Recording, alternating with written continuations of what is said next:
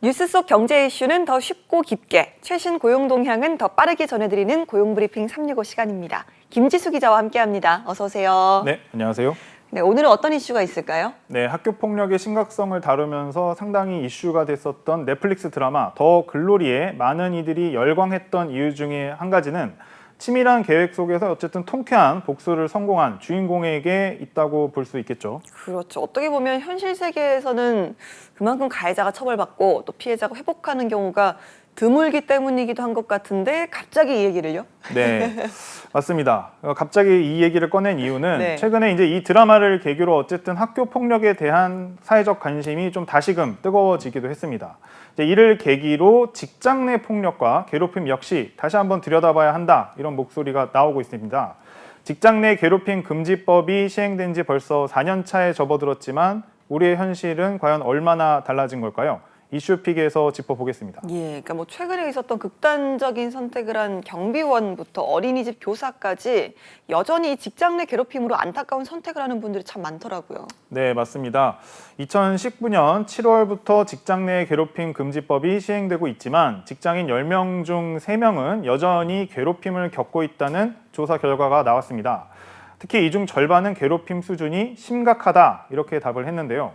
이번 조사를 진행한 직장갑질 119에 따르면 괴롭힘 금지법이 시행되기 전인 2019년 6월 조사 결과와 비교해보면 14.4%포인트 감소는 했습니다. 그러나 괴롭힘의 강도는 더 심각해지는 양상이라고 합니다. 밖으로 보이지 않더라도 굉장히 좀 심각한 상황에 놓인 분들이 그만큼 많다, 이런 느낌이잖아요. 네, 맞습니다. 이제 응답자의 10.6% 정도는 자해 등 극단적인 선택을 고민한 적이 있다고 답할 정도였는데요. 그만큼 직장 내 괴롭힘으로 인한 개인적 부담이나 정신적 스트레스가 심각한 수준으로 피해자 34.8%는 병원 진료나 상담이 필요할 정도의 괴롭힘을 경험했다고 합니다. 하지만 정작 정신 진료나 상담을 직접 받은 경우는 6.6%에 그쳤습니다.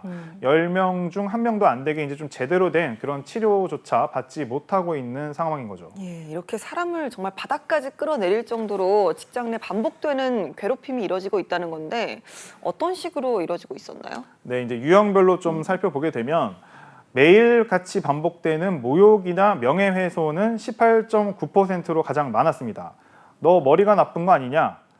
뭐 이런 건 기본이고요. 네. 뭐 차마 뭐 입에 담기 힘든 모욕적 언행, 그런 사례들 많았습니다. 이외에도 이제 부당한 지시, 폭행, 폭언, 업무의 강요뿐 아니라 이제 따돌림, 차별 등 이제 다양한 방법으로 직장 내 괴롭힘은 이루어지고 있었는데요. 더 큰 문제는 상대적으로 좀 약한 사람들, 약자의 위치에 있는 사람들이 이런 직장 내 괴롭힘에 더욱 취약했다는 점입니다. 네, 그러니까 고용 형태가 불안할수록 항의하기 힘들다라는 게 이제 약점이었고 그래서 더 괴롭히는 거네요. 네, 맞습니다. 말씀하신 대로 그런 고용 형태가 불안정할수록 영세 사업장일수록 또 저임금일수록 이런 괴롭힘 경험을 한 비율이 높았던 겁니다. 직장 내에 괴롭힘 경험이 있다고 답한 이들 가운데 비정규직과 5인 미만인 회사, 월 150만 원 미만인 경우 등이 더 정도가 이제 심한 것으로 조사가 됐습니다. 특히 이제 업종별로 좀 분석을 해보면 보건, 사회복지 서비스업 종사자들의 괴롭힘 경험 비율이 이제 높기도 했습니다. 예, 이렇게 좀 다양한 방법으로 괴롭힘이 이루어지는데요. 고용 형태를 생각하면 사실 현실적으로 항의를 하는 게 쉽진 않았을 것 같네요. 네, 맞습니다. 이제 대다수가 실제로 그런 어떤 적극적인 대응은 하지 못하고 있었는데요. 직장 내 괴롭힘을 겪은 이들 중 절반 이상인 59%가 참고 모른 척했다, 이제 이런 답을 했습니다. 그리고 사측이나 노조에 신고한 경우도 4.3%에 그쳤고 고용노동부 등 관계기관에 신고로 피해를 알리는 경우 역시 상대적으로 적었습니다. 이제 신고하지 않은 건 대응을 해도 상황이 나아질 것 같지 않고 앞으로 회사 내에서 인사 등에서 결국 불이익을 당할 것 같다, 이제 이런 이유가 가장 컸습니다.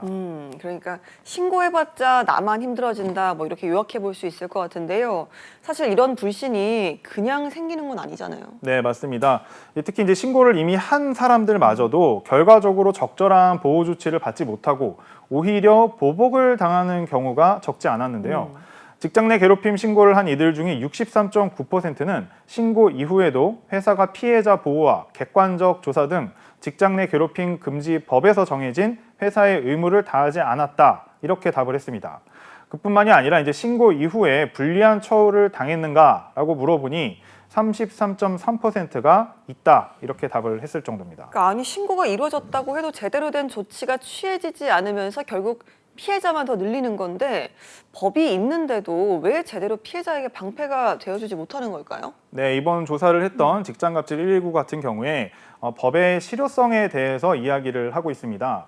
현행 직장 내 괴롭힘 금지법에 따르면 직장 내 괴롭힘이 발생할 경우에 사측은 지체 없이 조사를 해야 하며 피해자는 보호하고 가해자에게는 징계 조치를 해야 됩니다. 이제 이런 의무를 위반할 경우에 사측에 최대 500만 원의 이제 과태료가 부과되는데요. 하지만 현행 고용노동부의 어떤 직장 내 괴롭힘 신고 사건 처리 지침을 살펴보면 오히려 사측이 처벌을 받지 않도록 좀 돕고 있는 게 아닌가라는 생각이 들 정도라는 게 바로 직장갑질 119의 주장입니다. 사측이 위의 어떤 의무 사항들을 위반할 경우에 이제 과태료를 즉시 부과하는 것이 아니라 14일에서 한 25일 정도의 어떤 시정 기간을 두고 있기 때문에 사실상 과태료 처벌을 무력화하고 있다. 이제 이런 주장입니다. 네, 그 피해자, 괴롭힘 신고자에 대한 배려나 보호가 부족하다는 생각이 듭니다. 이 법의 실효성을 높이기 위한 방안이 있다면 좀 어떤 게 있을까요? 네, 일단 전문가들은 그 괴롭힘이 되풀이되는 사업장 같은 경우에는 특별 근로 감독을 지속적으로 실시해야 한다. 이렇게 조언을 하고 있고요. 여기에 어떤 법의 실효성 확보를 위해 현재 과태료 수준에 그치는 처벌 수위 자체를 높이는 방안도 고민이 필요하다. 이런 이야기입니다. 특히 이제 5인 미만 사업장을 비롯한 특수 고용이나 원청 경비 노동자 등 사각지대에 적용할 수 있는 어떤 법 개정 노력도 한번 이어져야지만이 피해는 줄어들지 않을까 그런 생각도 하게 되네요. 알겠습니다. 자, 오늘의 한컷 이슈 어떤 소식 준비하셨나요? 기업의 어떤 기술이나 이제 영업 비밀 유출, 나아가 국가 안보와 경제에 영향을 미치는 핵심 기술 유출까지 끊이질 않고 있습니다. 특허청이 직원 수 10명 이상의 국내 기업 8천여 곳을 대상으로 실태 조사를 한 결과가 나왔는데요. 약 77%의 기업이 영업 비밀을 보유하고 있는 가운데 최근 5년 동안 1%는 이런 유출 피해를 본 것으로 나타났습니다. 예, 그러니까 기업의 생명줄과 같은 이 영업 비밀이 유출되는 건데 누구를 통해서 이뤄지는 경우가 많았을까요? 네, 일단 유형별로 좀 살펴보면 퇴직자에 의한 유출이 51%로 가장 많았고요. 재직자와 외부인은 각각 26%, 24%로 집계됐습니다. 이제 업종별로 좀 더 따져보면 K푸드로 이제 주목받는 식음료 등 제조업 분야의 유출 비율이 가장 이제 높았다고 합니다. 또 우리 주력 산업인 반도체 등 전기 전자 산업도 그 뒤를 이었습니다. 예, 그래서 이런 영업 비밀을 가진 기업들의 대다수가 후속 조치를 위해서 노력하고 있잖아요. 네, 맞습니다. 그 영업 비밀을 가진 기업들 가운데 이제 퇴직자를 대상으로 이제 비밀 보호 서약서를 받는 등의 관리 노력을 하는 곳은 근데 상대적으로 절반에 못 미친 44.8%에 이제 그치긴 했습니다. 여전히 이런 퇴직자 관리가 이제 제대로 되지 않고 있는 경우가 있는 건데요. 기업 영업 비밀 보호를 위한 정책 지원과 제도 개선이 시급한 상황입니다. 특허청은 이번 조사 결과를 바탕으로 우리 기업의 지식재산이 충실히 보호되도록 정책 지원과 제도 개선을 적극 추진하겠다 이렇게 밝혔습니다. 알겠습니다. 자, 시행된 지 4년이나 됐지만 직장 내 괴롭힘 금지법이 제 역할을 하고 있는지 의문인데요. 법안에 대한 세밀한 점검은 물론이고요. 무엇보다 갑질과 괴롭힘에 대한 인식, 타인에게 얼마나 큰 상처가 되는지 이런 것들에 대한 인식 개선도 함께 이뤄져야겠습니다. 오늘도 김지수 기자와 함께했습니다. 고맙습니다. 네, 감사합니다. 네, 지금까지 고용브리핑 365였습니다.